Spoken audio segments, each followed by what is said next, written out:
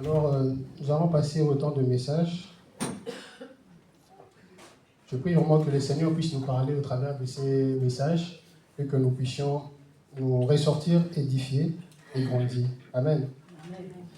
Alors, j'aimerais aussi préciser que durant ces temps de parole, j'aurais plus tendance à parler à vous plutôt qu'à parler à nous. Je m'explique. Parce que bien souvent, lorsque je prêche, j'ai l'habitude d'utiliser les nous plutôt que le vous.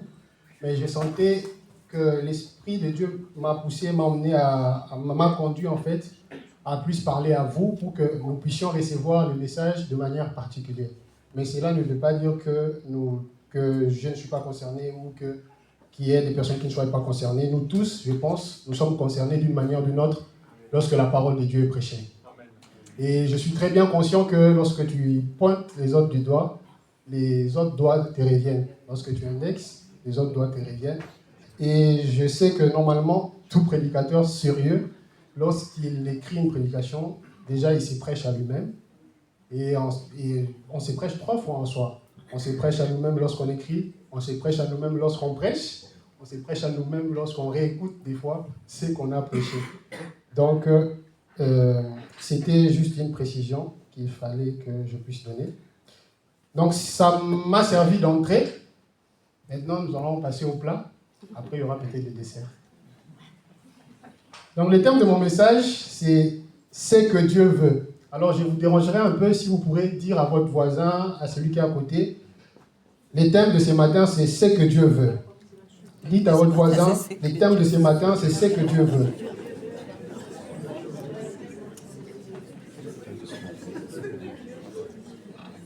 Alors, si vous avez un problème avec votre voisin,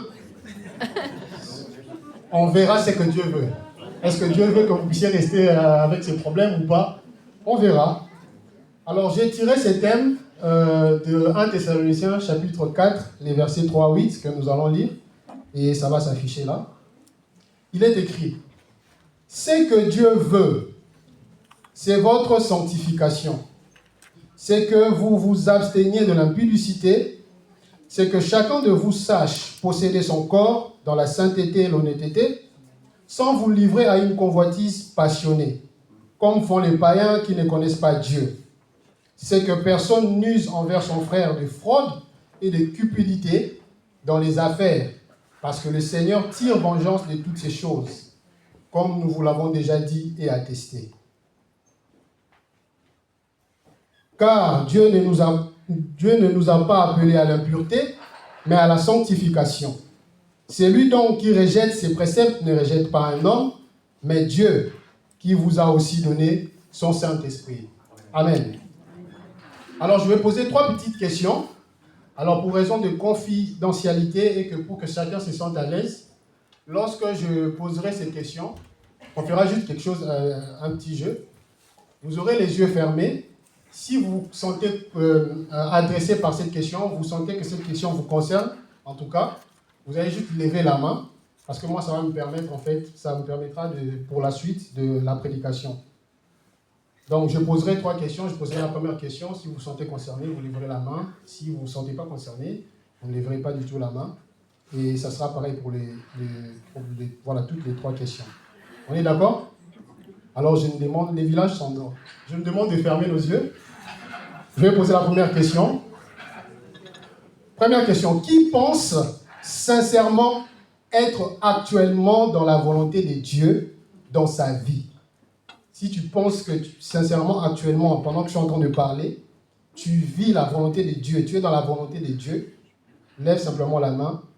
J'aimerais voir l'effectif. Gloire à Dieu. Vous pouvez rabaisser. Deuxième question. Qui pense ne pas être dans la volonté de Dieu? Entre parenthèses, que sa vie n'est pas totalement alignée au plan de Dieu. Ok. Troisième question. Qui veut être, ou sinon qui veut continuer de vivre, ou qui veut être dans la volonté de Dieu dans sa vie? Gloire à Dieu. Merci. On peut ouvrir nos yeux. Alors, j'ai pu voir l'effectif. Eh bien, la majorité, nous sommes dans le troisième cas. Nous voulons tous vivre et continuer de vivre tout justement la volonté de Dieu. Eh bien, c'est ce que Dieu veut. Lorsque je parle de ce que Dieu veut, j'aimerais exprimer la volonté de Dieu. Lorsque je parle de ce que Dieu veut, j'aimerais exprimer les désirs de Dieu au travers des Écritures. Et lorsque je parle de ce que Dieu veut, j'aimerais exprimer les attentes de Dieu. Toujours par rapport aux Écritures. Alors, je suis bien conscient que lorsque nous parlons souvent de la volonté de Dieu, oui, la volonté de Dieu, mais c'est un terme vague et vaste en même temps, parce que c'est quoi tout justement la volonté de Dieu? Oui, j'aimerais vivre la volonté de Dieu. Oui, j'aimerais vraiment que je sois dans la volonté de Dieu. Jésus, lorsqu'il venait, il disait la volonté de Dieu. Lorsque vous lisez la Bible, il y a plusieurs passages qui parlent de la volonté de Dieu. Je me suis posé la question, mais c'est quoi tout justement la volonté de Dieu? Parce qu'on a tendance à préciser avec un article la volonté de Dieu. Alors je me suis rendu compte que notre vie est faite de plusieurs domaines. Nous avons plusieurs domaines dans notre vie, dans la seule vie que nous avons plusieurs domaines. Et dans chaque domaine, il y a une volonté de Dieu. Si je suis dans les études, il y a une volonté de Dieu pour mes études. Si je suis dans les mariages aussi, il y a une volonté de Dieu. Dans ma famille, il y a une volonté de Dieu. Je me suis rendu compte qu'il n'y a pas qu'une seule volonté de Dieu. Il y a plusieurs volontés de Dieu dans notre vie. Alors cet ensemble des volontés de Dieu, dans chaque domaine différent, va constituer ce que nous allons appeler la volonté de Dieu. En réalité, dans la volonté de Dieu, c'est un singulier mais pluriel. Ne vous étonnez pas parce que, tout justement, c'est dans son habitude à lui, Dieu, d'être un singulier pluriel. Dans sa nature, nous le savons bien, nous sommes chrétiens, qu'il est Père, qu'il est Fils et qu'il est Saint-Esprit. Il a déjà cette nature d'être un, mais d'être pluriel. Nous l'avons vu dans Genèse chapitre 1, 26 et dans d'autres passages que Dieu a l'habitude d'être un et pluriel. Et une preuve qui est certainement facile à comprendre, nous savons tous ici que nous sommes nombreux, mais si nous sommes chrétiens, nous n'avons qu'un seul esprit. Nous n'avons qu'un seul esprit, c'est l'Esprit Saint. C'est le même Esprit Saint qui est en moi, c'est le même Esprit Saint qui est en Mary, c'est le même Esprit Saint qui est en Patrick. Voilà, je vous ai fait des dédicaces à la fin, veuillez me voir. C'est ce même Esprit Saint qui est en chacun de nous, mais il est un, mais en plusieurs. Parce que c'est dans son habitude d'être un singulier pluriel. Et gloire à Dieu, il a fait en sorte que nous aussi, nous serons des singuliers pluriels. Nous le disons souvent que nous sommes âme, corps et esprit. Difficile à expliquer, mais nous les comprenons. Que nous sommes corps, âme et esprit. Et il nous a aussi doté de la capacité d'avoir plusieurs volontés, mais qui peuvent se résumer en la volonté. Je vous donnerai l'exemple. Je sais que la volonté de mes parents, c'est mon bien-être. Je sais que la volonté de mes parents, c'est de me voir réussir dans la vie. Mais dans cette grande volonté de mes parents de me voir réussir dans la vie, il y a différentes volontés, il y a différents besoins. Ils veulent peut-être que je réussisse dans mes études, ils veulent peut-être que je me marie un jour, ils veulent peut-être que je prenne les documents ici en France, ils veulent beaucoup de choses. Ça, c'est dans ces volontés qui constituent l'ensemble que nous avons appelé la volonté. Amen ou pas amen? J'ai dit amen. Alors, une chose à savoir, c'est que cette volonté est vécue pleinement ou partiellement. La volonté de Dieu pour chaque être humain sur cette terre peut être vécue pleinement ou partiellement. Alors, j'ai pris cet exemple souvent pour ceux qui font des sciences exactes.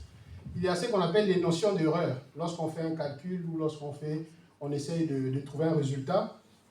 Alors, on peut avoir des erreurs qui sont dites négligeables. On peut avoir aussi des erreurs considérables et on peut avoir des erreurs significatives. Je ne vais pas vous refaire tous les cours, mais c'est très simple.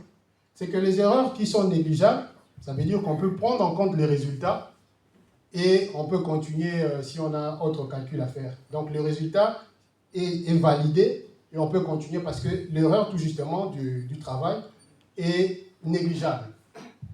Mais si l'erreur est considérable, ça veut dire qu'on aura des explications à faire, à donner après. Donc ça veut dire qu'on devra prendre en compte l'erreur lorsqu'on trouvera le résultat final ou dans ce que nous ferons après. Parce que l'erreur est tout justement considérable. Et quand l'erreur est significative, là, ça veut dire que là, le résultat est faux. il y a un problème, on ne peut pas prendre en compte ces résultats, il faudra refaire. Alors tout justement, avec la volonté de Dieu aussi dans notre vie, nous allons commettre des erreurs. Alors il y aura certainement une volonté pleine, c'est-à-dire que c'est que Dieu veut que nous puissions vivre du début à la fin de notre vie, dès que nous naissions jusqu'à ce que nous mourions. Mais il est vrai que durant cette marche, nous allons vivre certaines erreurs. Ça pourrait être des marges d'erreurs significatives, considérables ou négligeables. Mais vivre pleinement la volonté de Dieu, c'est le désir de Dieu. Dieu veut que chacun de nous puisse vivre pleinement sa volonté. Et un seul homme sur cette terre a pu vivre pleinement la volonté de Dieu. Il s'appelle Jésus. Voilà pourquoi Jésus est incomparable. S'il vous plaît, chers chrétiens, je parle aux chrétiens, ne comparons pas Jésus avec n'importe quel prophète, avec n'importe quelle personne. On ne peut pas comparer Jésus. Il est incomparable. C'est le seul qui a vécu pleinement la volonté de Dieu. Aucun prophète, aucun homme avant lui ou après lui ne pourra vivre pleinement la volonté de Dieu comme lui l'a vécu. Et tout justement, maintenant, vous allez comprendre que si nous voulons être dans la plénitude de la volonté de Dieu, bien évidemment, nous devons emprunter la porte qui est Jésus. Il dit, je suis la porte des brebis pour entrer dans la bergerie, dans Jean 19. Tout à l'heure, on m'a déjà parlé de Jean 10, 11. Moi, je suis redescendu à Jean 19. Il est la porte, il est l'entrée. Alors, si nous voulons réellement vivre la volonté de Dieu, nous devons entrer par Jésus-Christ. Si tu veux vivre la volonté de Dieu, entre par Jésus-Christ. Commence par la porte. Ne passe pas à côté. On entre par la porte, pas par la fenêtre. Je peux te parler à la fenêtre. Un jour, je parlais à mes collègues à la fenêtre. Mais s'ils veulent me rencontrer, ils doivent venir et entrer par la porte de la maison. Ils ne vont pas entrer, sauter à la fenêtre. Là, ils sont des voleurs. Voilà pourquoi Jésus même dit que ceux qui sont venus après moi, c'est des voleurs. On doit entrer en Christ. C'est en Christ, en fait, c'est en Christ qu'il y a la plénitude de la volonté de Dieu. Car Dieu a tant aimé le monde qu'il a donné son Fils. La volonté de Dieu, c'est que nous puissions nous retrouver en Christ. C'est que nous puissions nous retrouver en Christ. Alors, lorsque nous entrons en Christ, c'est là que nous pouvons vivre pleinement ce que Dieu veut. En réalité, si nous ne sommes pas en Christ, Dieu est miséricordieux et amour. Il fait lever son soleil sur les justes et les méchants, et même sa pluie sur les justes et les méchants. Nous vivrons certainement certaines choses que Dieu voulait dans son plan pour que dans notre vie, mais ça ne sera pas plein. La plénitude se trouve en Christ. La véritable volonté de Dieu, c'est que chacun de nous soit en Christ. Alors sois heureux si tu es en Christ Jésus, parce que tu y es entré par la porte pour vivre réellement la volonté de Dieu dans ta vie. Et tu peux réellement réclamer, vivre cette volonté. Amen ou pas amen? Amen. Voilà pourquoi il est écrit dans 1 Thessaloniciens 5, le verset 18.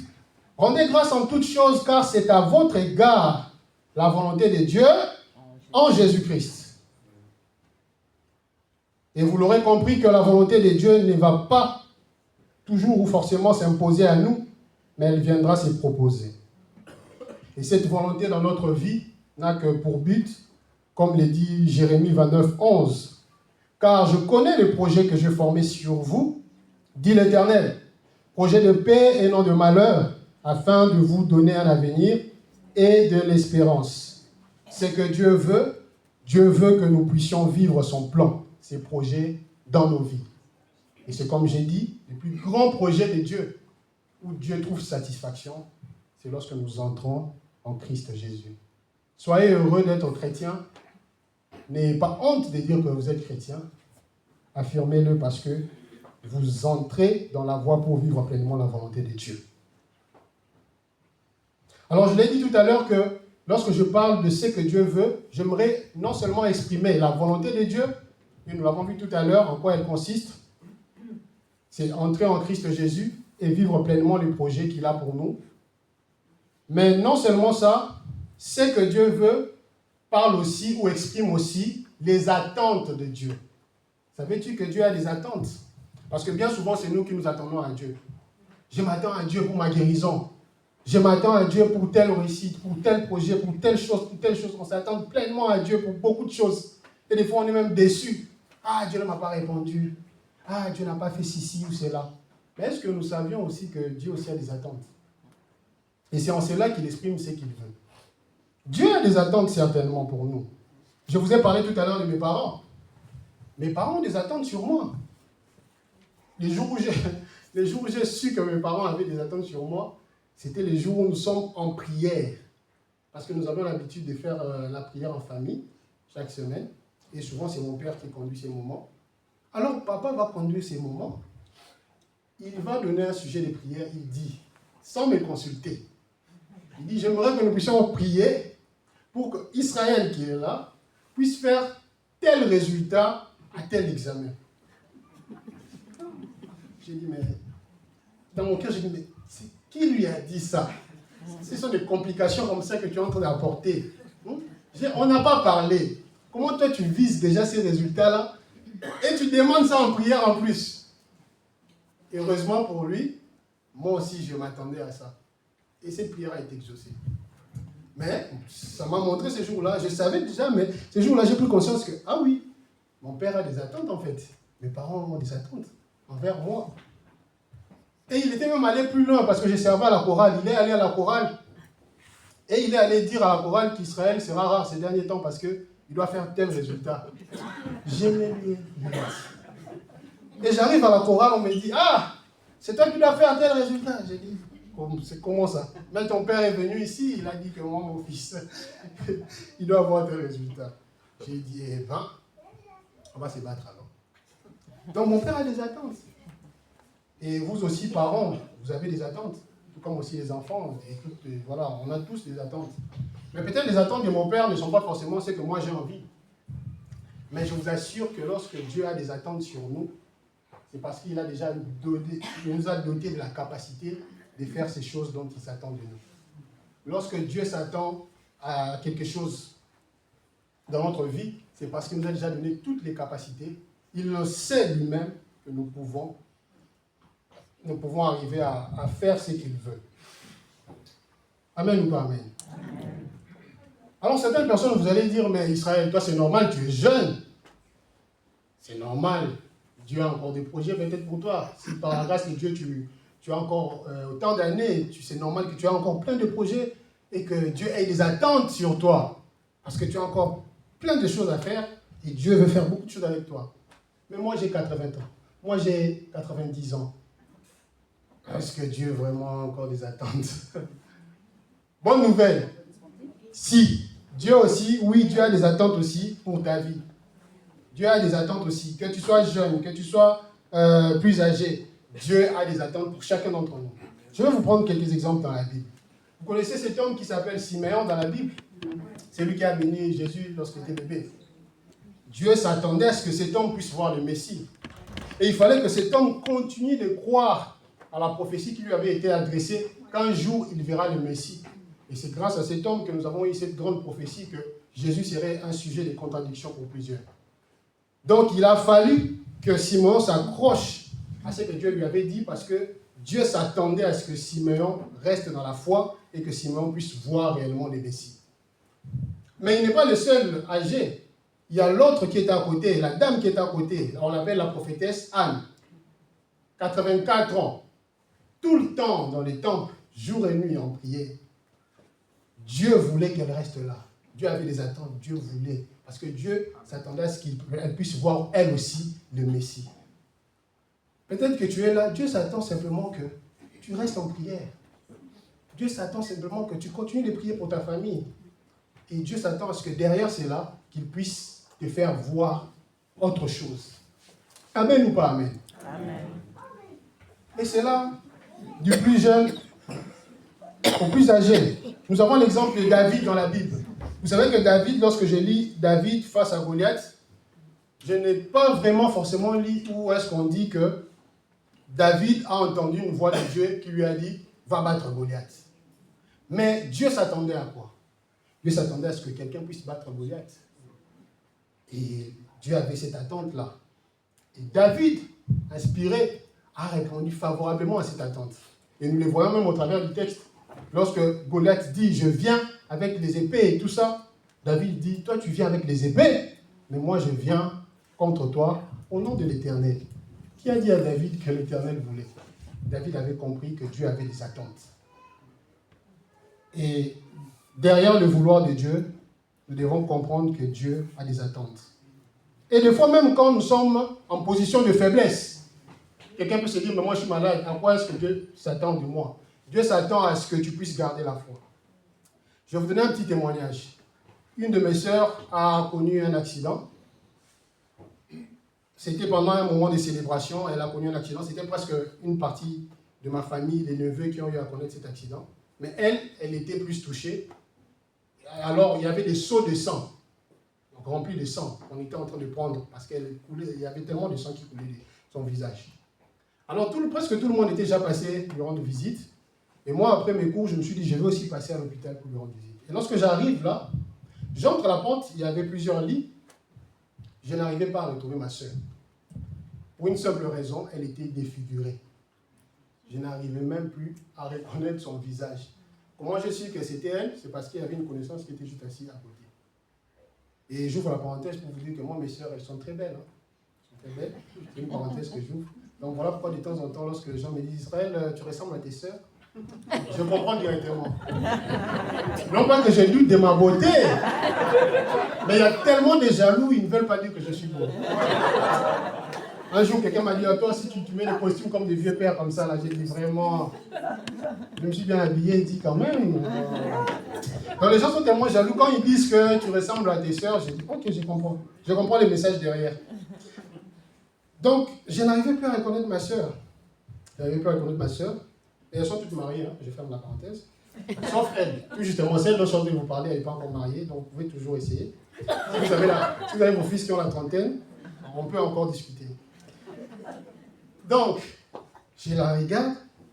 En fait, plus je m'approchais, plus je me disais, Seigneur, je vais lui dire quoi? En fait, moi, j'avais la tristesse dans mon cœur. J'ai dit, mais comment elle peut voir c'était un visage comme ça, défiguré? Qu'est-ce qui se passe? En fait, je m'approche, mais c'est elle qui nous exhorte. C'est elle qui nous encourage. Je me dis, mais il y a un problème là. C'est moi qui suis malade alors. Elle est là, tu sais, Dieu. Elle est toute joyeuse. Je me dis, mais elle est défigurée. Et on a eu un témoignage que sur les lits d'hôpital là, c'est elle qui était la prédicatrice là-bas. C'est elle parmi les cas un peu compliqués, hein, mais c'est elle qui était la prédicatrice, c'est elle qui parlait aux autres, c'est elle qui encourageait les gens. Et j'ai compris que Dieu derrière cet événement avait comme attente qu'elle puisse garder la foi et qu'elle soit prédicatrice. Des fois, tu peux vivre des événements un peu compliqués, comme cette femme qui avait 5 hommes et l'homme avec lequel elle était n'était même pas son homme. Mais elle ne savait pas que derrière ce qu'elle vivait, Dieu s'attendait à ce qu'elle puisse vivre une révélation de Christ. Et cette révélation de Christ est passée par cette expérience-là. Cette expérience-là. Et elle est devenue une prédicatrice à cause de cette expérience. Donc, ces attentes révèlent que nous avons la capacité de leur réalisation, peu importe notre condition. Et cela nous pousse à ne pas désespérer. Parce que Dieu a sûrement des attentes et Dieu veut des choses derrière tout ce que nous vivons. Alors, aimons les prophéties dans lesquelles Dieu nous dévoile ses attentes. Dieu nous dit, je m'attends à telle chose de ta part. Aimons ces prophéties-là, ça veut dire qu'il y a encore des choses à vivre et à faire avec Dieu. Amen ou pas? Amen. Ésaïe 6, 8 dit ceci. J'ai entendu la voix du Seigneur disant, qui enverrai-je et qui marchera pour nous? J'ai répondu, mais voici, envoie-moi. Dieu avait des attentes, mais qui enverrai-je? Et Ésaïe a répondu, mais voici, envoie-moi. Voilà pourquoi nous devons prier derrière la volonté de Dieu, derrière ce que Dieu veut, que nous puissions réellement savoir et comprendre, connaître les attentes de Dieu par rapport à telle ou telle autre situation que nous pouvons vivre, par rapport à notre vie. C'est très important. Donc, tout justement, c'est la grande question qui doit se poser. C'est comment on fait pour savoir ce que Dieu veut pour notre vie? Comment on fait pour savoir? Parce que tout justement, lorsque j'ai posé les questions, la dernière question c'était qui veut vivre la volonté de Dieu, qui veut vivre ce que Dieu veut? Nous avons presque tous levé nos mains. Mais comment on fait maintenant pour savoir ses attentes? Comment on fait pour savoir cette volonté, ces désirs-là de Dieu? Alors, soyez-en sûrs que je ne pourrai pas tout dire. Mais ce qui est sûr, c'est que nous pouvons partir du général au particulier. Pour mieux discerner ce que Dieu veut particulièrement pour chacun de nous, il faut déjà que nous puissions mettre en pratique ce que Dieu veut en général. Il y a des choses que Dieu veut pour chacun d'entre nous, en particulier, mais il y a des choses que Dieu veut pour tout le monde. Nous tous, si nous nous alignons à ces désirs-là, si nous nous alignons à cette volonté-là, nous pourrons avoir une capacité ou une meilleure capacité de discerner la volonté de Dieu en ce qui nous concerne particulièrement. Est-ce qu'on se comprend? Donc, je ne ferai pas le prophète qui vous parle individuellement. Si Dieu, par sa grâce, voulait, j'allais le faire. J'allais dire, voilà ce que Dieu veut pour ta vie, voilà ce que Dieu veut pour ta vie. Mais néanmoins, je peux parler par les Écritures de ce que Dieu veut pour chacun de nous en général. Et si nous faisons ce que Dieu veut pour chacun de nous en général, je vous assure que notre discernement sera plus ouvert pour comprendre ce que Dieu veut en particulier et que nous puissions, même sans le savoir, aller sur la route de cette volonté-là. Parce que je vous l'ai dit, David n'avait pas forcément reçu une voix de Dieu, mais il était dans cette volonté de Dieu, dans ses attentes de Dieu. Parce que tout justement, il faisait la volonté générale que Dieu demandait à chacun, dans le peuple d'Israël, bien sûr. Alors la première chose, j'aurais, je crois, c'est 4 ou 5 choses comme ça, générales. Donc, il y en a plusieurs, vous pourrez méditer la parole. Mais moi, j'en ai pris quelques-uns. C'est que Dieu veut, c'est l'abandon du péché. Je voudrais que tu dises à ton voisin qui dort peut-être. C'est que Dieu veut, c'est l'abandon du péché. Non, mais il n'y a pas de gens qui dorment, mais ça va. Ça va, ça se passe bien? Okay. C'est l'abandon du péché. Nous avons le livre de Hébreux 12, 1 qui dit ceci. Je vais lire tous les passages, mais là, j'ai juste pris ce qui nous concernait. Nous donc aussi, puisque nous sommes environnés d'une si grande nuée de témoins, rejetons tout fardeau et les péchés qui nous enveloppent si facilement et courons avec persévérance dans la carrière qui nous est ouverte. Ayant le regard sur Jésus, le chef et le consommateur de la foi, qui en vue de la joie qui lui était réservée, a souffert la croix, méprisé l'ignominie, et s'est assis à la droite du trône de Dieu. Amen. Oui, ce que Dieu veut, c'est que nous puissions abandonner le péché. Et ici, l'apôtre parle d'un péché qui nous enveloppe si facilement. Alors bien des fois, lorsque on prend la parole pour prêcher et dire que Dieu nous appelle à renoncer à un péché, certains pensent que nous sommes en train de prêcher un salut qui s'octroie par les œuvres. Loin de moi cette idée de prêcher un salut qui s'octroie par les œuvres, mais je suis simplement en train de prêcher les Écritures. Je ne connais pas mieux la théologie que celui qui a écrit ces textes et qui demandait aux chrétiens de rejeter tout fardeau et de renoncer au péché qui leur enveloppe si facilement. Alors nous pouvons aussi nous retrouver dans cet état où nous avons un péché qui nous enveloppe si facilement. Je l'ai appelé, pour faire court, je l'ai appelé le péché enveloppant. Qui nous prend facilement. Mais vous savez, ces péchés qui nous prend facilement, c'est ces péchés qui vont nous empêcher tout justement de vivre ce que Dieu veut. C'est ces péchés qui vont nous empêcher tout justement de discerner ce que Dieu veut. Je suis sûr à 100% que nous avons déjà tous péché une fois. Et en particulier, je vous dis, il y a des péchés, vous savez, il y a des péchés, certaines personnes ne vont pas commettre, parce que c'est pas peut-être leur kiff et tout ça. Mais il y a des péchés, je suis sûr, il y a un péché là, je vais citer ça tout à l'heure. Je suis sûr que nous tous ici, on a déjà commis. Les mensonges. Même quand on était petit, je suis sûr qu'on a déjà menti, même un peu, chacun d'entre nous, on a déjà menti. Et les mensonges, ça nous prend facilement en fait. Et j'ai observé que j'ai lu dans ma Bible, j'ai compris qu'on appelle Satan le père du mensonge. Pas le père de l'impudicité. Pas le père de, je ne sais pas moi, autre péché. On dit mensonge. Mais c'est l'un des péchés que tout le monde nous faisons facilement. Et qui diront-nous des politiciens? Il y a un politicien ici, particulièrement en France, je ne vais pas citer les noms. Ah, il parle bien.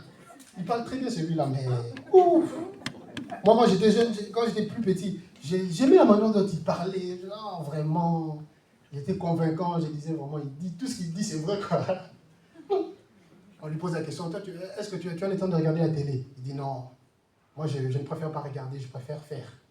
Les temps que tu passes pour regarder, c'est les temps que tu pouvais passer pour travailler. Tu parles bien, hein?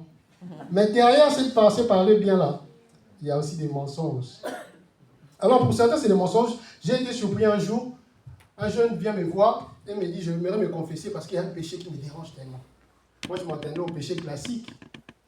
Le péché classique, de la jeunesse et tout ça. Non, elle me dit, c'est des mensonges.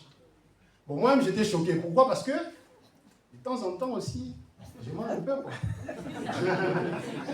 Ah, voilà, vous voulez me jeter maintenant la pierre. Voilà, donc, quand elle dit maintenant le mensonge, je me dis, ah, ok. Parce qu'il y a mensonge et mensonge.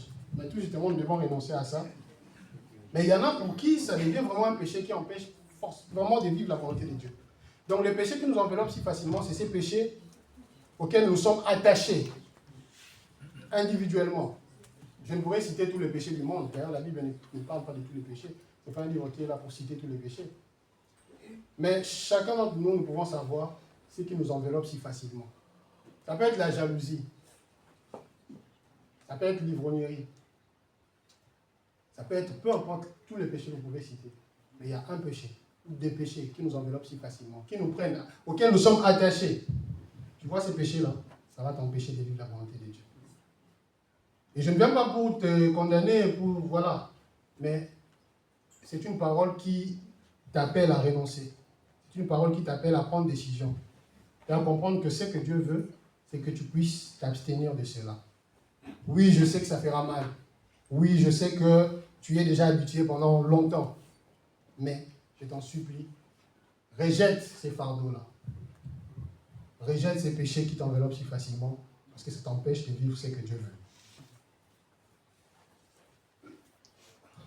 À un certain moment, j'avais mon grand frère qui faisait des laits caillés et qui commençait à vendre. Donc, il avait commencé son petit commerce de laits caillés et il vendait. Alors, nous ayant vu que le lait caillé était dans les frigos et dans les congélateurs, on a trouvé là une opportunité de prendre ces laits caillés parce que nous en prêtions, nous ne volons pas. Selon notre compréhension, nous étions en train d'emprunter ces laits caillés de notre frère, alors que ça servait pour son commerce. Donc nous étions un peu les petits voleurs qui allions voler les laits caillés de notre frère. À chaque fois, il se plaignait, mais j'avais mis 10 paquets, il y en a 8. 2 autres sont allés. Et nous étions là tranquillement. Alors un jour, alors que nous étions tous à l'extérieur, il y a ma nièce, parce que j'habitais avec ma nièce, qui va vers la maison. Les mouvements qu'elle a fait là pour aller là-bas, en tant que moi-même voleur, je suis lire que la manière dont elle a de partir là, c'est pour commettre un crime. Alors j'ai commencé à la suivre derrière moi aussi. Elle aussi, elle partait tranquillement, elle me voyait derrière moi aussi, j'ai parti derrière elle tranquillement. Alors, les frigos étaient là, vers le salon, et là, c'était le couloir vers la chambre. Elle va comme si elle allait vers la cuisine. Moi aussi, je vais comme si j'allais vers la chambre. Il y avait un rideau qui séparait juste le couloir. Donc, quand elle va, elle regarde, elle voit que je suis parti de l'autre côté. Et là, maintenant, elle va vers le frigo. Elle l'ouvre, sans savoir que moi, j'observais derrière mon rideau. Elle dit, enfin, on va attraper. Et lorsqu'elle... Parce qu'il faut attendre, il faut qu'il y ait l'effet. Elle sort, elle ferme. Et là, je sors. Je dis, eh ben, comme ça, on vole alors. Elle veut mentir. C'est la première fois que j'attrape quelqu'un. On t'attrape, mais tu veux mentir. Donc, le péché amène encore un autre péché. Quand tu as dit que tu as un péché, ça t'amènera d'autres péchés et ça va t'enfoncer plus. Tu vois, quand tu dis seulement, non, ce sera seulement un peu. Juste un peu de mensonge. Tu vas te retrouver avec de gros mensonges. Tu vois? Toi, tu sais que toi et le vin n'êtes pas amis. Mais tu veux seulement boire. Ok. Tu vas seulement prendre 1 verre, 2 verres, 3 verres, 4 verres. Quand tu vas t'enivrer, tu vas faire n'importe quoi. Alors pour toi, tu dois arrêter la boisson. C'est ton péché qui t'enveloppe si facilement. D'autres, non, je n'ai pas de partenaire, comment je dois faire? Alors je dois me faire plaisir seul. Ok, bonne raison. Ça va te détruire. Ça commence toujours petit. Alors ce jour-là, je l'ai attrapée. Elle a été délivrée. Parce qu'on l'a attrapée. C'était son jour d'épuisement. Mais moi, je n'étais pas encore délivré. Il fallait aussi mon jour de délivrance. Heureusement que tout ça, c'était en famille à la maison. Donc ça, je ressors des dossiers des familles. Peut-être certaines personnes même ne savent même pas. Alors, un jour en vacances, moi, mon père, il est très aimant, mais il est aussi strict. Donc, mon père, il est vraiment étude et tout ça. C'est vrai que des fois, tu pouvais te divertir, mais après, c'était... Il fait quoi, Israël? Ah, il joue à ceci. Ok, là, il lit ses notes. Mon père, c'était ça. C'était lui, mon professeur de la maison. Quand il revenait, là, c'était la table de multiplication, des histoires comme ça. Il me fatiguait vraiment, mais c'était pour mon bien. Donc, mon père, dans cette rigueur, il y a eu même des temps où il ne payait plus l'abonnement des chaînes. On ne regardait que 2 chaînes qui parlaient d'information. Parce qu'il voulait qu'on étudie, qu'on soit concentré. Alors, même l'argent de poche, ils ne m'en donnaient pas forcément. Et quand tu commences à être ado et tout ça, les autres, quand ils partent à l'école, tout ça là, ils achètent un peu un petit truc et tout ça. Mon père, lui, non. Si tu veux manger, tu as la nourriture à la maison, tu ramènes ton plat à l'école. Mais les autres ne ramènent pas les plats, ils achètent là-bas. Il ne veut pas parce qu'il sait que je vais acheter des sucreries et tout ça là, lui, il était vraiment, voilà, carré. Alors, derrière ces manques-là, je lui ai demandé, achète pour moi les jeux vidéo et tout ça. Je n'avais pas des jeux vidéo. Je n'ai jamais eu des jeux vidéo quand j'étais enfant. Il ne voulait pas m'acheter des jeux vidéo aussi. Concentration, étude, concentration. En tout cas. Donc les seuls jeux, c'était les jeux à l'extérieur avec les amis et tout ça. Et s'il fallait jouer des jeux vidéo, il fallait aller chez d'autres amis en fait. Alors ce jour-là, j'étais en vacances. Je suis allé dans une salle de jeu, j'ai payé pour jouer. Et ce jour-là, je n'avais pas d'argent. Je demande, vous savez, ah non, on n'a pas d'argent, on n'a pas d'argent. Si tu demandes l'argent, pourquoi? Pour aller jouer aux jeux vidéo. Ah, toi aussi, dépense seulement pour aller jouer aux jeux vidéo, reste à la maison, regarde la télé et tout ça. Et moi, je me suis dit, ok, je connais où est-ce que mon grand frère cache son argent. Dans la malle, là, on était dans la même chambre. Dans la malle, il y a son argent là-bas. Il dit, bon, je vais aller un peu emprunter. Je pars tranquillement pour faire mon coup. Première fois et dernière fois. J'ouvre tranquillement aussi. Je regarde ici personne. Parce que tu es un voleur expérimenté là, tu sais. Je prends un billet qui correspondait à 5 matchs, je crois. Je prends un billet, je referme. Directement, il y a la voix de ma grande soeur qui... Ah, Yaya. Chez nous, quand tu dis Yaya, c'est un terme pour parler, en fait, pour donner le respect. Mais quand tu dis ça dans ces contextes-là, c'est pour montrer l'indignation. Ah, Yaya. Ce jour-là, vraiment, je ne sais pas. J'ai envie de disparaître. Ah, ma fille. Après, directement, c'était une réunion familiale. Qu'est-ce qu'il y a? Qui t'a appris ça? Nous, on n'a pas grandi comme ça. Ces jours-là, j'ai compris. Et j'ai arrêté, plus jamais. Mais j'avais une raison qui semblait bonne. On ne me donne pas d'argent de poche. Donc je vole un peu. Non. Parce qu'en réalité, lorsqu'on s'attache à un péché qui nous enveloppe si facilement, c'est parce qu'on a des bonnes raisons. Parce qu'on a des bonnes raisons.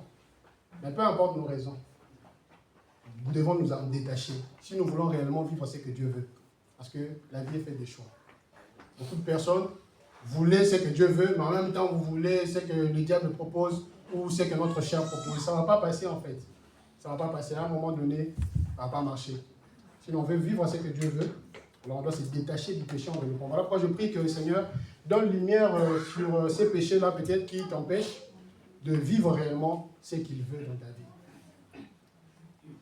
Et on aime tellement les mélanges. Un jour, j'ai vu sur TikTok quelqu'un qui dit « Je suis sorcier, mais chrétien ».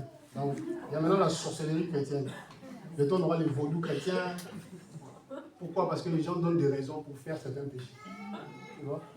On va consulter les morts, ceux qui voient les morts, pour voir si notre grand-parent va bien, si notre tante qui était morte, qui était décédée va bien. Ça semble bien. Après, on va vouloir savoir aussi ce que Dieu veut. Comment vous voulez mélanger ces choses? Ce n'est pas pour condamner, mais c'est pour libérer. Alors, préférez encore, lorsque Dieu vous parle par sa parole, par ses écritures, que lorsqu'il se met en action.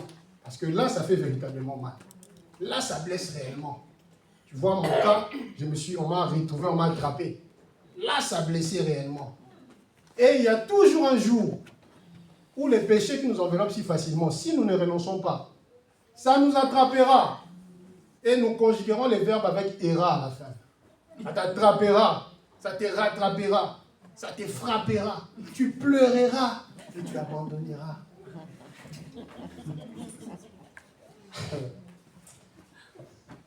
Les péchés qui nous enveloppent si facilement. Alors, on a tendance à dire, c'est plus fort que moi. Non, c'est pas plus fort que toi. Si tu es en Christ surtout, c'est pas plus fort que toi. Il y a possibilité avec l'aide du Seigneur de pouvoir, parce que si le Seigneur nous dit de quitter, de rejeter, c'est que nous n'avons pas la capacité. Je vous ai dit, lorsque Dieu a des attentes sur nous, c'est qu'il a déjà donné en nous ses capacités pour le faire. Alors, si c'est dimanche, tu as un péché qui t'enveloppe si facilement, prends la décision. Ça ne sera pas facile, ça je le sais. Même avec l'âme. Plutôt que de vivre les châtiments de Dieu, qui ne sera pas pour te tuer, mais pour t'éduquer. Et ça sera plus dur. Parce que Dieu blesse aussi. Un jour, j'ai dit ça, quelqu'un a dit, « Ah, Dieu blesse. » Oui, Dieu blesse aussi. C'est écrit dans Job 5, 17 à 18. « Heureux l'homme que Dieu châtie, ne méprise pas la correction du Tout-Puissant. Il fait la plaie et il abonde. Il blesse, mais il guérit aussi. » Mais beaucoup ont été blessés, n'ont pas envisagé être guéris par Dieu. Tu vois les dangers maintenant d'être châtié. C'est ça les dangers. Tu risques d'aller loin de Dieu plutôt que de te rapprocher de lui. Parce que tu vis un châtiment à cause d'un péché dont il était en train de te dire, ne va pas là, arrête ça. Alors, quand il t'adresse une parole de renoncer, vaut mieux le faire plutôt que de vivre un châtiment qui sera douloureux et qui peut, si tu as des faux raisonnements en toi, t'emmener dans un mauvais chemin. Lorsqu'on avait les vacances de Toussaint, là, je suivais un documentaire sur un des tyrans du monde. Comment lui, sa haine est parvenue, je pense que... Comment lui, sa haine est parvenue, c'est juste parce qu'il avait des faux raisonnements et qu'il était blessé dans son cœur. Et il a fait des dégâts dans la vie. Donc, si nous ne voulons pas être salés de feu, comme le dit Marc chapitre 9, 49, alors, frères et sœurs, ce que Dieu veut, c'est que nous puissions abandonner le péché. Amen ou pas amen? Amen. Je vois que le temps passe assez vite, donc j'étais sûr que je n'allais pas finir. On va parler d'un deuxième point et c'est là qu'on va sûrement s'arrêter. Vous êtes d'accord avec moi? Donc je disais que c'est toujours mieux de faire ce que Dieu veut, parce que lorsque vous ferez ce que Dieu veut, vous serez satisfait. Vous serez content, nous serons contents, tout le monde sera content. Mais si vous ne faites pas ce que Dieu veut, il y aura des représailles. Deuxième chose, ce que Dieu veut, c'est le cœur. Matthieu 15, 7 à 8, 1 Samuel 16, 7. Hypocrite, Ésaïe a bien prophétisé sur vous, quand il a dit, « Ce peuple m'honore des lèvres, mais son cœur est éloigné de moi. » 1 Samuel 16, 7. L'Éternel ne considère pas ce que l'homme considère. L'homme regarde à ce qui frappe les yeux, mais l'Éternel...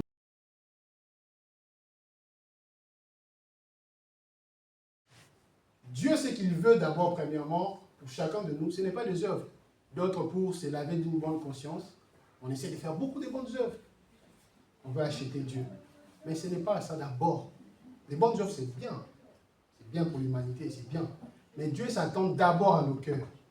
Que nous soyons dans son cœur et que nos cœurs, nous ayons Dieu dans nos cœurs. Beaucoup se trompent en se disant, moi, je ne vais pas croire en Dieu. Mais je vais quand même faire des bonnes œuvres. N'est-ce pas qu'il est écrit, tu dois aimer ton prochain comme toi-même? Oui, c'est vrai. Mais il est d'abord écrit que tu dois aimer le Seigneur ton Dieu de tout ton cœur. On veut de plus en plus, dans cette société, écarter Dieu. Remplacer que par des valeurs. Mais oui, on ne prêchera que des valeurs maintenant. On ne veut plus prêcher Dieu. On veut prêcher la moralité et le développement personnel. Gloire à Dieu. Nous prêchons quand même, cette église prêche quand même Dieu. Et il y a encore des gens qui prêchent Dieu. Et c'est important de parler de Dieu. Parce que si nous sommes toujours dans des œuvres, faire des bonnes œuvres, faire ceci, faire cela, sans parler de Dieu, nous sommes en train de perdre des gens. Parce que Dieu, il cherche le cœur. Malachie 4, je crois, vers le dernier verset, Il dit, voici, je vous envoie Élie, le prophète, qui fera quoi? Qui ramènera le cœur des pères vers les enfants et ceux des enfants vers les pères. Parce que Dieu sait qu'il cherche d'abord au préalable. C'est nos cœurs. Alors, si tu es là, tu te trompes en te disant, je ne crois pas en Dieu. Ah, Dieu n'existe pas. Avec toutes les théories et la science que tu connais. Bravo, tu es intelligent. Oui, certainement. Tu as toutes les raisons pour ne pas croire en Dieu. Tu vas faire tes bonnes œuvres. Mais est-ce que tu ne te trompes pas dans ton raisonnement? Est-ce qu'il ne te dira pas insensé? Parce qu'il y a un homme, Jésus a déjà dit, cet homme avait son entreprise. Tout allait très bien. Oh, il prévoit, il dit demain, je pense qu'on va nous afficher les passages. Vous pourrez aller lire. Il dit demain, je ferai ci, je ferai ça, et tout va bien. Je suis vraiment dans l'abondance. Je suis riche. Et Jésus dit, Dieu du haut de son trône, il dit, insensé. Je te redemanderai ton âme demain. Et on verra, toi qui as le projet de demain, comment est-ce que tu le feras? Parce qu'on ne se moque pas de Dieu. Alors on peut se dire, se tromper par des raisonnements en se disant, je ferai des bonnes œuvres, je ferai ceci, je ferai cela. Mais Dieu veut d'abord ton cœur. Il n'est pas contre tes œuvres, mais il veut d'abord ton cœur. Est-ce que ton cœur est à Dieu? Est-ce que Dieu est au centre? Est-ce que c'est Dieu qui a ton cœur? Là où est ton trésor, là aussi sera ton cœur. Et si Dieu est ton trésor, réellement ton cœur sera en Dieu. Et Dieu aura ton cœur, parce que c'est ce qu'il désire, premièrement. Est-ce qu'il est le premier et le dernier dans ta vie? Parce que c'est dans son habitude, dans ses attributs, d'être premier et dernier. C'est quand même un peu bizarre, hein? J'ouvre un peu la parenthèse. Il est premier et dernier. On sait qu'à l'école, quand tu es premier, tu es intelligent. Quand tu es dernier, il y a un souci. Maintenant, lui, il est premier et dernier. Ah, Dieu est très sage. Il est premier en toutes choses, il est premier, mais il est dernier parce que, bien souvent, le sage prend la parole en dernier. Lorsque tout le monde a parlé. Vous voyez comment tout le monde parle? Celui qui ne parle pas là, c'est celui qui captive notre attention. Et tout le monde veut savoir qu'est-ce que lui va dire. Tout le monde s'y tait maintenant. Bon, Lucas va parler d'abord. Lucas, qu'est-ce que tu as à dire? Et maintenant, Lucas, lorsqu'il parle, sa parole a du poids. Parce qu'il a parlé en dernier. C'est aussi une marque de sagesse. En réalité, lorsqu'il se présente en dernier, ce n'est pas les zinzins, mais c'est les sages. Mais est-ce que Dieu est le premier et le dernier dans nos cœurs? Est-ce que c'est le premier à qui nous allons consulter et c'est le dernier qui a le dernier mot dans nos vies? Ou c'est la voyante qui a le dernier mot? Ah, on va aller voir un peu la voyante. Qu'est-ce que la voyante dit pour mon problème? Oh, qu'est-ce que le guérisseur dit? Dieu n'est plus le dernier. C'est ta voyante. Qui est le premier? C'est ton mari? C'est la nourriture pour certains, parce que pour certains, c'est la nourriture. Qui est le premier? La nourriture. Mais il peut te faire une évangélisation de la nourriture. Est-ce que tu as déjà mangé le pain? Ah! Non, mais il y a des personnes qui évangélisent sur la nourriture. Hein. Ah non, mais c'est fort. Mais Dieu veut nos cœurs. C'est ce que Dieu veut réellement. Je prendrai un exemple, je vais finir déjà. Une femme qui tout le temps reçoit les cadeaux de son mari. Mais elle, ce qu'elle veut, c'est la présence de son mari. Pensez-vous réellement qu'elle sera heureuse? Malgré tous les cadeaux que son mari donnera, même si toutes les femmes désiraient avoir ces cadeaux-là, je sais qu'Aurélie aimerait bien avoir ces cadeaux-là. J'étais dédicacé à la fin, tu viens me voir. Même si ce sont des beaux cadeaux, mais si c'est qu'elle, elle veut, c'est la présence de son mari. Papa, donne tous les cadeaux du monde. Ça ne va pas l'arranger. Elle, c'est qu'elle veut la présence de son mari. Dieu aussi. Donne tous les cadeaux des bonnes œuvres que tu veux. Sois autant bien que tu veux. Mais ce que Dieu vise, c'est le cœur. Amen. Alors pour d'autres personnes aussi, vous allez vous dire, oh mais voilà, moi, mon cœur est à Dieu, hein, vous savez. Mon cœur est à Dieu. Je suis chrétien depuis 1985. Je suis venu à l'église évangélique depuis 1995. J'ai rencontré Bernard en 2000. Et après, on a évolué avec Daniel. Oui, mais est-ce que ton cœur est réellement à Dieu malgré tout ça? Parce que des fois, on est comme des pharisiens aussi, hein, on doit se le dire. On se réclame d'avoir Abraham pour père, mais on ne fait aucune œuvre d'Abraham. Alors, lorsque Dieu a ton cœur, manifeste les œuvres du cœur de Dieu. Lorsque Dieu a ton cœur, manifeste ses œuvres. Comment dis-tu que tu aimes Dieu alors que tu n'aimes pas ton prochain? Donc, d'autres se contentent que de croire en Dieu, s'enfuient. Mais en vérité, Dieu veut nos cœurs pour produire des fruits. Alors, dans cette génération qui est pleine d'apparence, il faut que notre paraître soit celui de l'être. Sinon, ce paraître qui n'est pas de l'être devient de l'apparaître. Je l'ai dit vite, vous allez me suivre sur la vidéo et vous allez noter. Mais ce que Dieu veut réellement, c'est nos cœurs. Ce que Dieu veut réellement, c'est que nous puissions abandonner les péchés. Donc, je m'en vais conclure en faisant un résumé en disant ceci. Parce que je n'ai pas fini, il reste encore 2 points. Mais bon, c'est pas grave. En réalité, Dieu a des attentes dans nos vies, chacun de nous. En réalité, Dieu a des désirs. Dieu veut que sa volonté puisse se manifester et s'accomplir réellement. Tout en particulier, chacun de nous doit vivre des choses avec Dieu, mais de manière générale, Dieu a aussi des choses qu'il demande. Si nous arrivons à faire ce qui est général, nous pourrons mieux discerner et marcher facilement dans ce qu'il veut en particulier pour chacun de nous. Alors aujourd'hui, j'ai juste parlé des 2 points, ce que Dieu veut, que nous puissions abandonner ces péchés qui nous enveloppent si facilement, et ce que Dieu veut, c'est nos cœurs. Et si nous faisons cela, tu seras content, je serai content, nous serons contents, tout le monde sera content. Que Dieu vous bénisse abondamment. J'aimerais, s'il vous plaît, si on peut légèrement lever nos mains. Et si vous êtes senti concerné par cette prédication, si vous pouvez simplement mettre vos mains sur votre cœur. Et voilà, ceux qui se sont sentis concernés, mettez juste les mains sur votre cœur. Et le reste, nous pourrons juste légèrement lever nos mains en signe de réception. Père, je prie au nom de Jésus. Merci pour cette parole qui nous est tous adressée. Ce que tu veux, Père éternel, c'est ce que nous voulons faire. Père, je reconnais que mon frère, ma soeur veut aussi vivre et faire ta volonté. Mais des fois, il n'en a pas la capacité. Il veut bien faire, mais il n'arrive pas. Père, je te prie, Père, de donner une décision, Seigneur, dans son cœur, de mettre une décision de repentance, une décision de bien faire ou de mieux faire. Mais je prie par ton esprit, ô Dieu, que tu l'accompagnes. Que cette parole, Seigneur, ne soit pas simplement une parole, mais que cette parole soit accompagnée d'esprit et de vie. Afin d'apporter vie là où il y avait la mort, afin d'apporter résurrection, parce que c'est la vie qui a vaincu la mort. Je prie au nom de Jésus-Christ, que tu puisses, Seigneur, nous détacher de ces péchés qui nous enveloppent si facilement, et que nous puissions courir, Seigneur, avec persévérance dans ta voie. Je te prie, Père éternel, que nos cœurs soient à toi. Du prédicateur que je suis et que j'exerce, et de toutes les personnes qui m'ont écouté, nous voulons, Seigneur, Père éternel, que nos cœurs soient à toi.